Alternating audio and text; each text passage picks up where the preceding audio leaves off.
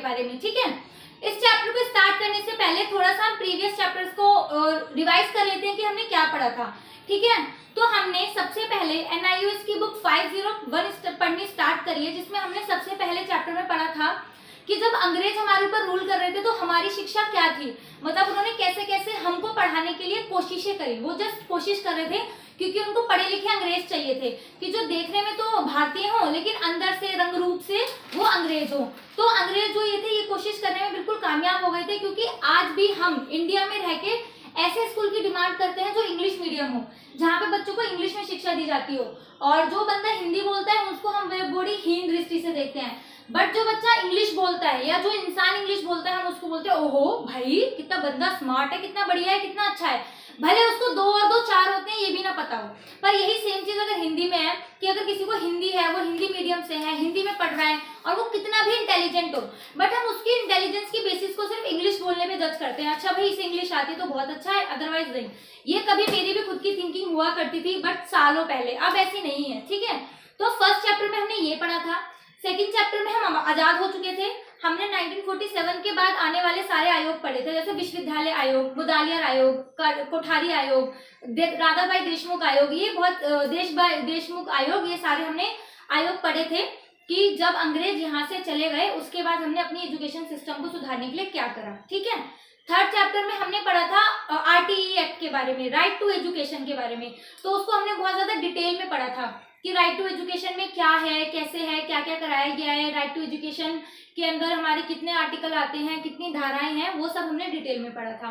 Chapter 4 में हमने पढ़ा था कि हमारे एजुकेशन सिस्टम को सुधारने के लिए, बच्चों को एजुकेशन देने के लिए जो हमारी सरकार है उसने क्या क्या संस्थाएं डेवलप करी हुई हैं। तो आपको पता होगा नेशनल लेवल पर NCERT, स्टेट लेवल पर SCERT, उसके बाद डिस्ट्रिक्ट लेवल पर डाइट, SCMT और बहुत सारी इंस्टीट्यूशन है जो हम उस चैप्टर में पढ़ा था, ठीक है। फिर हमने 5th चैप्टर में पढ़ा था कि हमारे बच्चों की एजुकेशन को सुधारने के लिए गवर्नमेंट ने क्या क्या कदम उठाए हैं। तो यहाँ पे सिर्फ हमने स्टेट गवर्नमेंट की बात नहीं करी थी, सेंट्रल गवर्नमेंट की भी बात करी थी कि सेंट्रल गवर्नमेंट और या पर्टिकुलर किसी स्टेट की गवर्नमेंट अपने बच्चों को पढ़ाने के लिए क्या क्या कर रही है। और उसमें से काफी सारी परियोजनाएं हैं जो काफी सारे स्टेट फॉलो करते हैं, जैसे कि इसका बेस्ट एग्जाम्पल है मिड डे मील। आज हमारे भारत का शायद ही कोई ऐसा स्कूल होगा जहाँ पर मिड डे मील ना दी जाती हो, I मीन सरकारी स्कूलों में, ठीक है। तो मिड डे मील योजना एक ऐसी योजना है जो कॉमन है। और फिर हम जो है अपनी बेसिक एजुकेशन को फॉलो कर रहे हैं। राइट टू एजुकेशन एक नेशनल लेवल का पॉलिसी थी जिसको सभी ने अपनाया था कि वहां पे 6 से 14 साल तक के बच्चों को फ्री एंड कंपलसरी एजुकेशन दी जाएगी। इट मींस कि अगर कोई भी जो बच्चा है उसकी उम्र 6 से 14 साल के ऊपर है और उसके पेरेंट्स उसको पढ़ने नहीं भेज रहे या वो पढ़ने नहीं जा रहा, तो वो अपने पेरेंट्स के खिलाफ जाके केस कर सकता है या अपने पेरेंट्स को जेल भिजवा सकता है और उसकी बात सुनी जाएगी, क्योंकि ये उसका अधिकार है। इसी के तहत जो है बच्चों को फ्री बुक्स दी जाती हैं, फ्री किताबें, ड्रेसेस के पैसे दिए जाते हैं। बच्चा अगर 75% से ज्यादा स्कूल में उपस्थित रहता है तो उसको स्कॉलरशिप मिलती है। हर साल ज्यादा से ज्यादा अटेंडेंस लाने पर स्कॉलरशिप मिलती है। तो ये जो सारी चीजें हैं जो दिल्ली के स्कूल फॉलो करते हैं, कुछ सेंट्रल गवर्नमेंट के स्कूल फॉलो करते हैं, और ये जो है राइट टू एजुकेशन के अंदर आती है, ठीक है। इसके बाद हमने पढ़ना है सर्व शिक्षा अभियान, ठीक है। आज हम पढ़ेंगे सर्व शिक्षा अभियान। तो हमारी जो आज की क्लास है वो यहाँ से स्टार्ट होने वाली है, क्योंकि आज हम पढ़ेंगे सर्व शिक्षा अभियान के बारे में, ठीक है।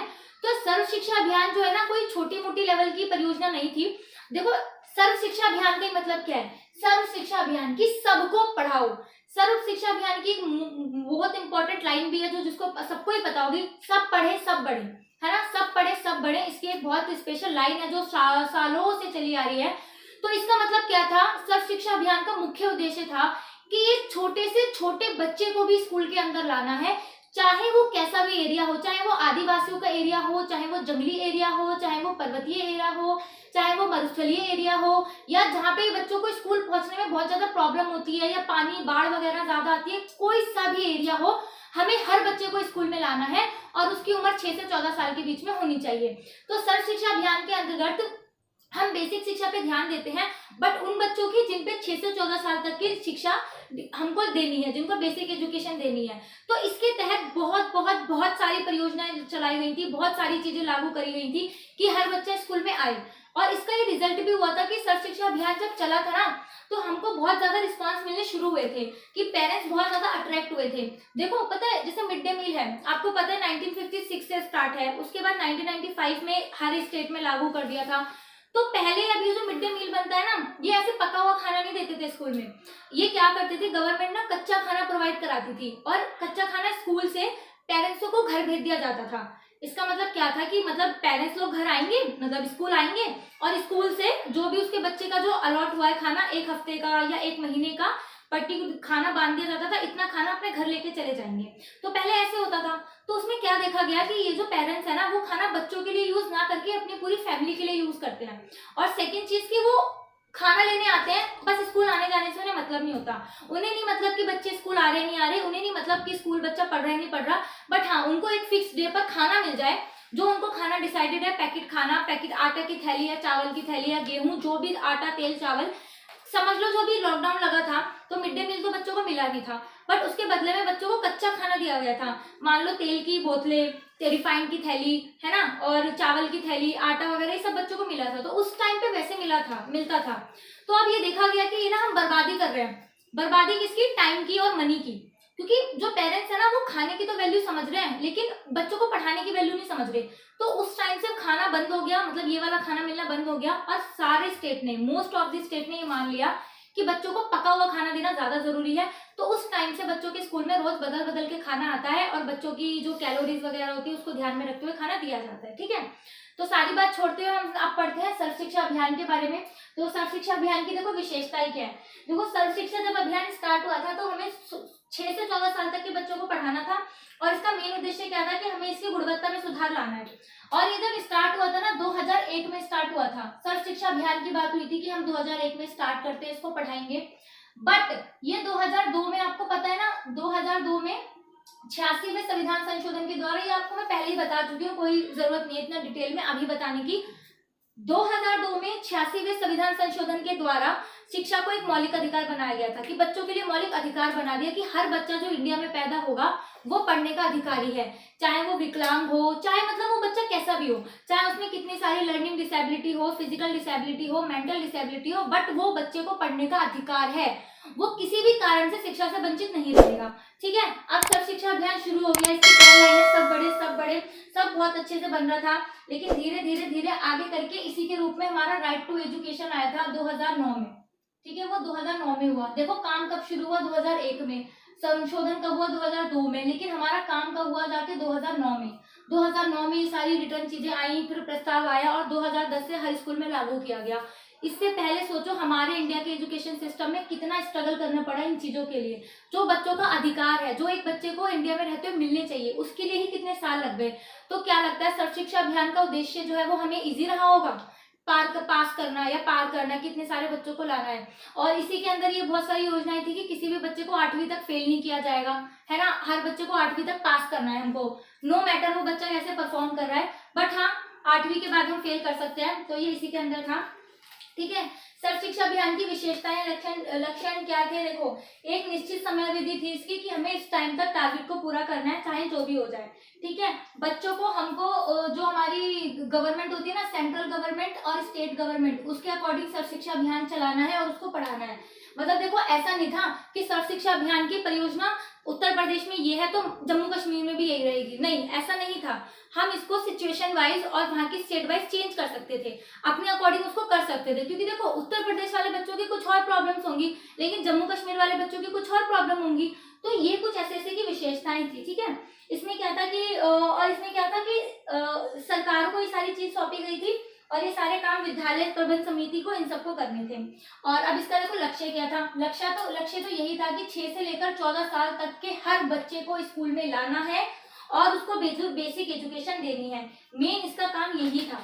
ठीक है, और एक था लिंग अंतर को दूर करना है। लिंग अंतर कि लड़का पढ़ेगा लड़की नहीं पढ़ेगी, है ना। कितने सारे पेरेंट्स होते हैं कि लड़कियों को तो गवर्नमेंट स्कूल में भेजते हैं लेकिन लड़कों को प्राइवेट स्कूल में पढ़ाते हैं। तो ये सारी चीजें थी इसके अंदर जो हमने दूर करनी थी, और हर बच्चे को हमने स्कूल भेजना था, चाहे वो लड़का हो चाहे लड़की। ठीक है, इसका उद्देश्य क्या था? Back to school. एक इंपॉर्टेंट पॉइंट है, मैं सिर्फ इम्पोर्टेंट ही इसमें डिस्कस करती हूँ, बाकी तो आप लोग बुक से आराम से पढ़ ही सकते हो। इसका मेन पॉइंट था बैक टू स्कूल। इसकी था कि मतलब जो बच्चे जो किसी भी तरीके से, जिनकी उम्र 6 से 14 साल तक की है और वो किसी भी कारणवश स्कूल छोड़ गए हैं, तो उनको बैक टू स्कूल करना है। मतलब उनको किसी भी तरीके से स्कूल लाना है, उनको दोबारा से स्कूल में एडमिशन कराना है, चाहे कुछ भी हो गया हो, हमें उन बच्चों को वापस से स्कूल में लाना है। ठीक है, तो ये उसके कुछ फिक्स उद्देश्य थे सर्व शिक्षा अभियान के। और इसमें क्या था कि 2000 जितने भी बच्चे इकट्ठे होंगे 2007 तक वो अपनी प्राइमरी एजुकेशन पूरी कर ले, मतलब प्राइमरी एजुकेशन पूरी होनी चाहिए, और 2010 तक उनकी जो 8वीं तक की एजुकेशन है वो पूरी होनी चाहिए। यानी प्राइमरी एजुकेशन मतलब 1 to 5 उनकी एजुकेशन पूरी हो जाए 7वीं तक। क्योंकि देखो उनका एनरोलमेंट कब हो रहा है, 2002 में। 2002 में बच्चा जो एडमिशन लेगा फर्स्ट क्लास में, तो 2007 तक तो अपने आप ही 5th क्लास तक उसकी एजुकेशन पूरी हो जाएगी, है ना। और इसी तरीके से 10 तक वो 8वीं तक पूरी कर लेगा। तो इनका ये था, मतलब इनका क्या था, बच्चों को स्कूल में लेके आना है, ये मैं इनके उद्देश्य बता रही हूँ। बच्चों को स्कूल में लेके आना है, उसको स्कूल में बांधे रखना है कि 2007 तक वो प्राइमरी एजुकेशन पूरा कर ले और 2010 तक 8वीं। लेकिन फिर भी उस टाइम पर भी बहुत सारे बच्चे ऐसे थे जिन्होंने 2002 में एडमिशन तो लिया था स्कूल में, लेकिन 2010 तक सिर्फ 70% बच्चे ही पहुंच पाए थे। 30% बच्चों को किन्हीं कारणों की वजह से स्कूल छोड़ना पड़ा था। ये उस बुक में नहीं है, बट ये जब मैंने पढ़ा था तो अपना डाटा उस टाइम पे निकाल करके पढ़ा था। ठीक है, ये क्या था कि हमें 2010 तक इसका टारगेट पूरा करना था कि 2010 तक इंडिया के हर एक बच्चा जिसकी उम्र 6 से 14 साल तक है हमें स्कूल में वापस लेके आना है। बट ऐसा नहीं हो पाया था क्योंकि ये इंडिया है। फिर राइट टू एजुकेशन आया। राइट टू एजुकेशन में हमें 2015 तक सारे बच्चों को एनरोलमेंट लानी थी, बट वो लक्ष्य भी हमारा पूरा नहीं हो पाया। ठीक है, इसके बाद हम करते हैं व्यूह रचनाएं, कि मतलब इसके मुख्य अभियान क्या थे। मतलब कुछ अभियान चलाए होंगे ना, इन्होंने व्यूह रचनाएं बोलते हैं। उन्होंने मतलब कि उन्होंने क्या काम करे, क्या कराया, मतलब क्या ऐसी चीजें करी कि स्कूल में बच्चे आ जाएं, स्कूल में बच्चे अट्रैक्ट हो पढ़ने के लिए। तो पहले इन्होंने बनाया था अविच्छिन्न निधियन, मीन्स की सस्टेनेबल फाइनेंसिंग। सस्टेनेबल फाइनेंसिंग मतलब कि उन्होंने करा कि स्कूलों में ना लगातार पैसा आना चाहिए, ताकि अगर स्कूल में कुछ प्रॉब्लम्स होती हैं या कुछ दिक्कत होती है तो उन्हें तुरंत के तुरंत कुछ ना कुछ करके ठीक किया जा सके। मान लो अगर मिड डे मील नहीं है तो क्या उस दिन बच्चे भूखे रहेंगे? नहीं। लेकिन आपने देखा होगा कि जिस दिन मिड डे मील नहीं आता या मिड डे मील आने में लेट हो जाता है, तो स्कूल का जो प्रिंसिपल है ना, वो अपने पास से बच्चों को कुछ चीज खाने के लिए देता है। कुछ भी हो सकती है, बिस्कुट, चिप्स या फ्रूट, कुछ भी। या बच्चों को अगर कुछ प्रोवाइड नहीं होता तो बच्चों को पैसे दिए जाते हैं कि आप इससे कुछ लेके खा सकते हो। तो ये फंड कहाँ से होता है? तो ये सब था सर्व शिक्षा अभियान में कि स्कूल में कुछ पैसा ऐसा रहना चाहिए कि जरूरत आने पर हम उसको यूज कर सके। ठीक है, उसको ये बोला जाता है सस्टेनेबल फाइनेंसिंग की लगातार आता रहे। फिर क्या था? समुदाय स्वामित्व। समुदाय स्वामित्व मतलब कि हम 6 से 14 साल तक के बच्चों को तो पढ़ाने का टारगेट कर रहे हैं, लेकिन कुछ हमारी समुदाय की, कुछ हमारी सोसाइटी की भी रिस्पॉन्सिबिलिटी होनी चाहिए कि वो बच्चों की शिक्षा के प्रति जागरूक हों, बच्चों को पढ़ाएं, बच्चों के ऊपर ध्यान दें। देखो आजकल भी कितने पेरेंट्स हैं जो खुद तो पढ़े लिखे हैं नहीं है, बट फिर भी चाहते हैं कि उनके बच्चे स्कूल जाएं। ठीक है, बहुत अच्छी बात है। और कुछ पेरेंट्स ऐसे हैं जो पढ़े लिखे हैं और जो अपने बच्चों को स्कूल भेजते हैं, लेकिन वो क्या समझते हैं कि अरे भाई हमने बच्चा स्कूल जा रहा है और बच्चा ट्यूशन जा रहा है, बस ठीक है हमारा काम हो गया। वो सामने से बच्चे से पूछते भी नहीं है कि भाई तुमने आज क्या पढ़ा, क्या नहीं करा, या वो सामने से बच्चों को लेके बैठते नहीं कि बताओ इसको पढ़ो या मेरे सामने पढ़ो, क्योंकि उनके अंदर ना रिस्पॉन्सिबिलिटी नाम की चीज नहीं है। और कुछ पेरेंट्स तो होते भी हैं जो कहते हैं कि तुम पढ़ो, बट जब एक टाइम पे बच्चा नहीं सुनता, वो कहते हैं भाई तुम्हारी किस्मत है, तुम्हें पढ़ना हो तो पढ़ो, नहीं तो मत पढ़ो, हमारा क्या जाएगा, तुम्हारी किस्मत है ना, ऐसे बोल देते हैं वो। ठीक है, तो पढ़ते क्यों नहीं हो तुम सचिन, ऐसे बोल रहे हो? तो कुछ पेरेंट्स ऐसे करते हैं। ठीक है, इसके बाद क्या होता है, और इसके बाद तो पेरेंट्स की रिस्पॉन्सिबिलिटी है, बट हमारे समुदाय को क्या है, थोड़ा सा अवेयर होना चाहिए अपने बच्चों के लिए, अपने पेरेंट्स के लिए कि हाँ हम पढ़ रहे हैं, और उनका रिस्पॉन्स होना चाहिए कि हमें पढ़ाएं। तो इसमें बहुत सारी क्या करना पड़ा था, समुदाय को एक्टिव करने के लिए महिलाओं को शिक्षा देनी पड़ी थी।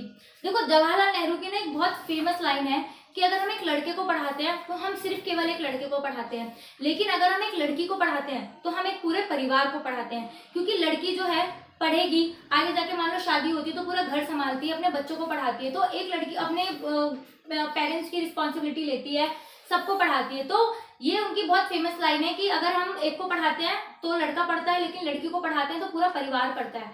तो इस टाइम पे थोड़ा सा एफर्ट लिया गया था कि लड़कियों की शिक्षा पे ज्यादा जोर दिया जाए, लड़कियों को पढ़ाया जाए। ठीक है, एक नेक्स्ट है कि सांस्कृतिक क्षमता निर्माण। बहुत सारी संस्थाएं खुली थी, आप सबको बताने की जरूरत नहीं है, हम लास्ट टू लास्ट चैप्टर में पढ़ चुके हैं।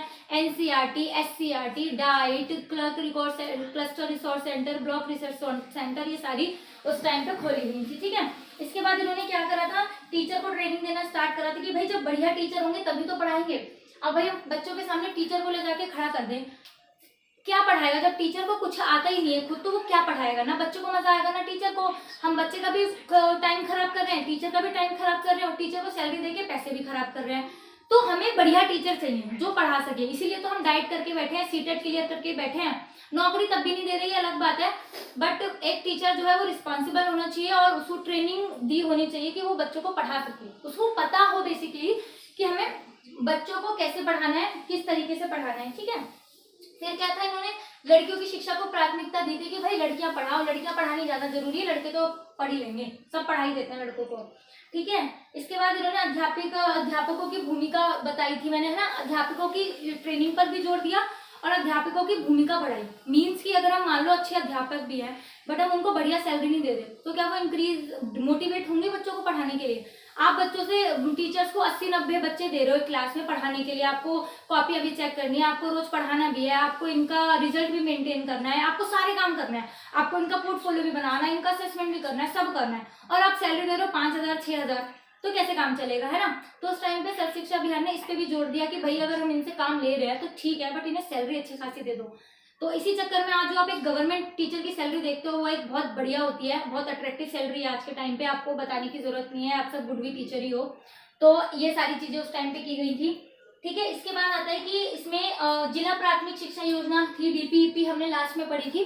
तो डीपीईपी जो हमने पढ़ी है ना, जिला योजना, जिला प्राथमिक योजना, वो भी सर्व शिक्षा अभियान का पार्ट था। तो सर्व शिक्षा अभियान को ये छोटा मोटा नहीं था, एक बहुत ब्रॉड एरिया था जिसमें शिक्षा को लेके बहुत बहुत सारे काम किए गए थे। और आज हमारे 2022 की शिक्षा जहां भी है ना, उसका 50% योगदान सर्व शिक्षा अभियान का है। सर्व शिक्षा अभियान ने हमारे भारत के क्षेत्र में शिक्षा को प्रोत्साहित करने के लिए बहुत बहुत सारे काम करे हैं, जो सर्व शिक्षा अभियान के अंतर्गत रहकर किए गए थे। ठीक है, इसके बाद था कि सर्व शिक्षा अभियान में हमने सरकारी में तो हमने ये सारे काम करे, इसके साथ साथ ना हमने शिक्षा की गुणवत्ता को बढ़ाने के लिए और शिक्षा का कुछ ठेका एनजीओस को दिया था, जो नॉन प्रॉफिट ऑर्गेनाइजेशन होती है ना, एनजीओ जिन्हें बोलते हैं, उनको दिया था कि आप बच्चों को पढ़ाओ। इसके लिए फंड जो है थोड़ा सा गवर्नमेंट देती थी और थोड़ा सा एनजीओ खुद प्रोवाइड करवाती थी। तो गवर्नमेंट ने बहुत काम करे हैं, बट क्या है, ये जो चेंजेस होते हैं ना, ये बहुत कम लेवल पर होते हैं, इसलिए हम दिख नहीं पाते। देखो हम जो बिल्कुल आम आदमी है और ये जो काम चल रहा है ना, फंड मिलना, फंड होना, ये हमसे बहुत ऊपर हो रहा है। तो मान लो हमको 1 करोड़ रुपए हमारे लिए हुआ है अलॉट, कि हमें 1 करोड़ में एक जिला की एजुकेशन करवानी है, तो 1 करोड़ रुपए में कुछ ना कुछ करके, बट बेसिक चीजें तो हम स्कूल में सारी प्रोवाइड करवा सकते हैं। ठीक है, 1 करोड़ रुपए इनफ है एक जिले में बेसिक एजुकेशन की प्लानिंग करने के लिए। बट ये जो अमाउंट है ना, 1 करोड़ से जो ऊपर वाले लोग होते हैं उन तक कमीशन खाते खाते खाते जो हमारे पास तक अमाउंट पहुंचता है ना, वो सिर्फ 1 लाख रुपए है। अब देखो 1 लाख रुपए और 99 लाख रुपए कहाँ गए? तो 1 करोड़ रुपए और 1 लाख रुपए में कितना फर्क है? तो अब ये जो काम होता है ना, जो 1 करोड़ से होना था वो काम 1 लाख से होगा। तो ये जो काम की यूटिलिटी है ना, वो इस पैसों के तक आते आते ना बहुत कम हो जाती है। सरकार को काम करना होता है इतने बड़े लेवल पर 1 लाख से वो काम हो जाएगा इतने से लेवल पर, तो वो हमें ना काम दिख नहीं पाता कि काम हो रहा है नहीं हो रहा। गवर्नमेंट ने स्टेप तो बहुत ज्यादा उठाए हैं, बट हमें दिख नहीं पाते कि भाई क्या काम हो रहा है, गवर्नमेंट ने सच में काम करा भी नहीं करा, क्योंकि कहीं होता है कहीं नहीं होता, हमें पता नहीं चलता। ठीक है, इसके बाद था, देखो इसको वित्तीय मानदंड, वित्तीय मतलब फाइनेंस मानदंड क्या था, ये आप सबको ही पता होगा कि स्कूलों में जो भी काम होता है, कुछ भी काम हो, स्कूल में पैर रखने से भी लेकर जाने तक पैसा खर्च होता है। तो वो स्कूल में पैसा कहाँ से आएगा, मतलब पैसा कहाँ से लगेगा? आपको स्कूल में कोई भी बेसिक चीज करानी है ना, बेसिक कुछ भी, आपके मान लो क्लास में कुछ बदतमीज बच्चे हो, पंखे तोड़ जाते हो, ठीक है, तो क्या करना है, आपको पंखे ठीक कराने हैं, पैसा कहाँ से आएगा? कुछ लड़के होते हैं शरारती होते हैं, डेस्क तोड़ देते हैं, पैसा कहाँ से आएगा? कैमरा उखाड़ लेते हैं, पैसा कहाँ से आएगा? ठीक है, तो बहुत सारी छोटी छोटी चीजें होती है जिनके लिए ना पैसे चाहिए। ये तो बहुत छोटी छोटी चीजें बता रही हूँ जिसपे मात्र कुछ हजारों में खर्चा होगा, बट यही चीजें बहुत बड़े बड़े लेवल पे हो जाती है कि मान लो बिल्डिंग खराब हो रही है, या कहीं से पानी रिस रहा है, या कहीं से बिल्डिंग के टूटने लग रही है, या बिल्डिंग खराब हो गई है, स्कूल का फर्नीचर खराब हो गया, तो ये पैसा कहाँ से आएगा?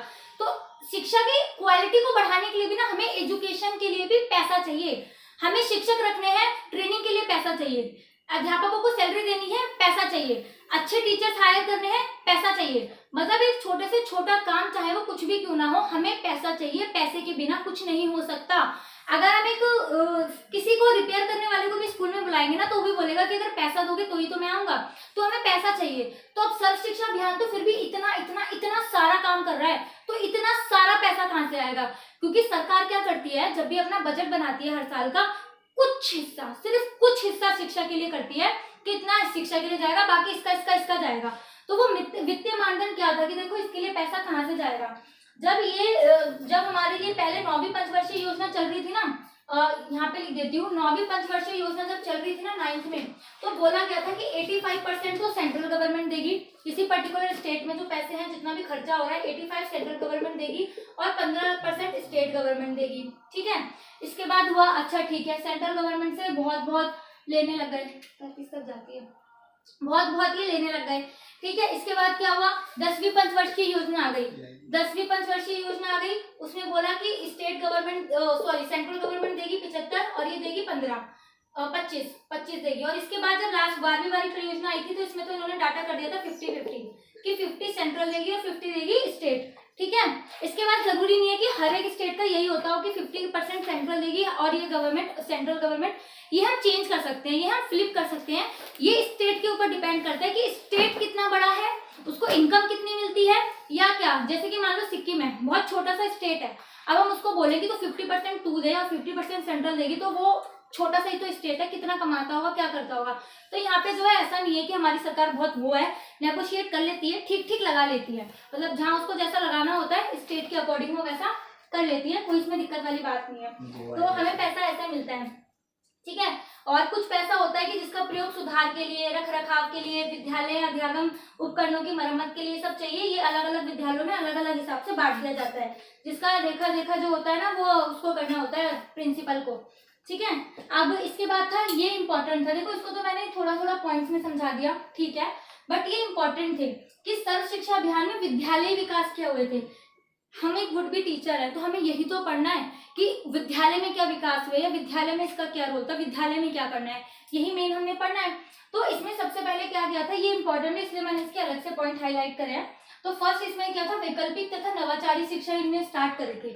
वैकल्पिक तथा नवाचारी शिक्षा ये क्या होती है, नवाचारी शिक्षा क्या होती है, देखो जैसे कि मान लो समुद्र तट के पास जो लोग रहते हैं, तो जब बाढ़ आती है, लगातार पानी बहता है, तो वो समुद्र तट के पास से दूर चले जाते हैं और फिर वो वापस आ जाते हैं। तो जब वो समुद्र तट से दूर रहने चले जाते हैं ना, तब उनको वैकल्पिक शिक्षा की दी जाती है। वैकल्पिक शिक्षा यही आपने थोड़े दिन पहले मैंने पढ़ाया था कि जब शाखर शालाएं खोली जाती थी, तो जो गन्ने के खेत में काम करते थे, जब वो चले जाते थे तो उनको शाखा शालाओं में पढ़ाया जाता था। तो ये ऐसी वैकल्पिक शिक्षा होती थी जो समुद्र तट के पास जो लोग होते हैं ना, उनके पास रहने के लिए, या जो कभी कभी शिक्षा की जरूरत पड़ती है वो होता है। और इसको ही नवाचारी शिक्षा भी बोला जाता है कि नए तरीके से शिक्षा देना, वो इसने सर्व शिक्षा अभियान ने काम करा था।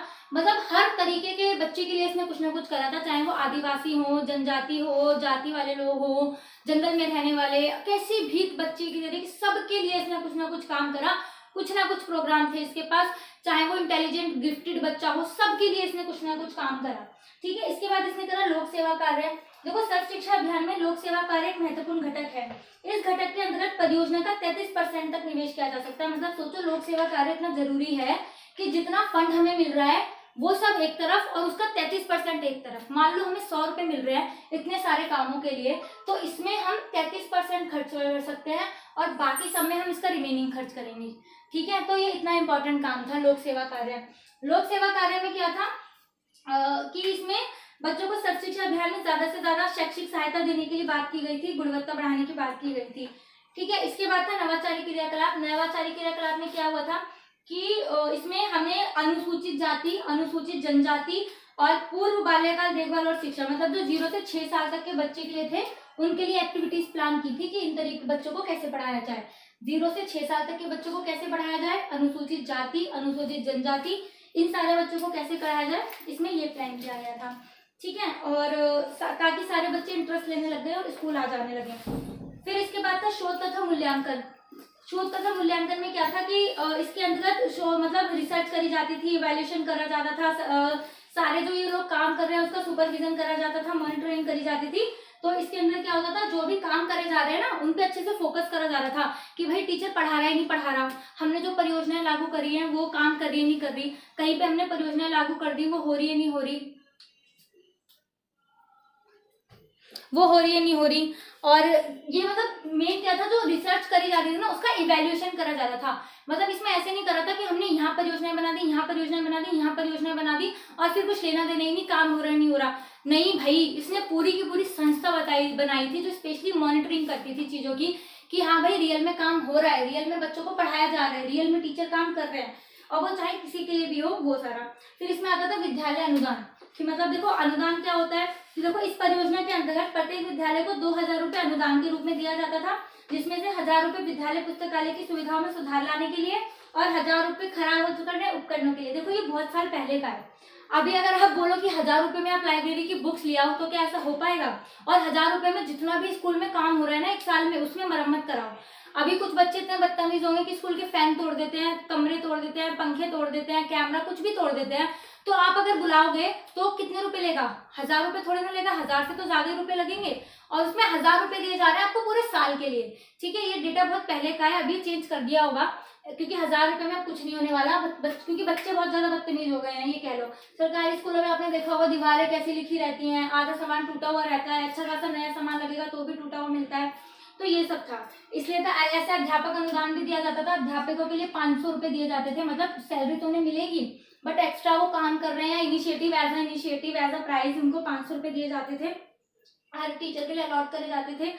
फिर था अध्यापक शिक्षण, अध्यापक प्रशिक्षण है, अध्यापक प्रशिक्षण की भाई अध्यापकों को ट्रेनिंग दी जाती थी कि तुम्हें पढ़ाना पड़ेगा। अब देखो इससे पहले पता है स्कूल में क्या होता था, 90s में 90s जब नई नई डाइट स्टार्ट हुई थी, 1985 में सबसे पहले डाइट की अवधारणा दी गई थी, और 1986 में हमारी डाइट बनी थी साउथ मोतीबाग, तो वो स्टार्ट हुई थी। ठीक है, तो उसके बाद जब डाइट करके निकलते थे ना तुरंत ही स्कूल अलॉट हो जाते थे। तब कोई टीचर के लिए बनने के लिए कोई एग्जाम या पेपर वगैरह कुछ नहीं होता था, क्योंकि बहुत कम लोग टीचिंग में इंटरेस्ट लेते थे, स्पेशली बॉयज। तो उस टाइम पे लड़कियां ज्यादा पढ़ती नहीं थी, इतनी ज्यादा नहीं पढ़ती थी जितना कि अब है। तो क्या होता था, टीचर्स की जरूरत बहुत ज्यादा थी, क्योंकि स्कूल नए नए खुल रहे थे, नए नए बच्चे को स्कूल में बुलाया जा रहा था, आओ भाई पढ़ो पढ़ो पढ़ो, मोटिवेट करा जा रहा था, और टीचर्स थे नहीं।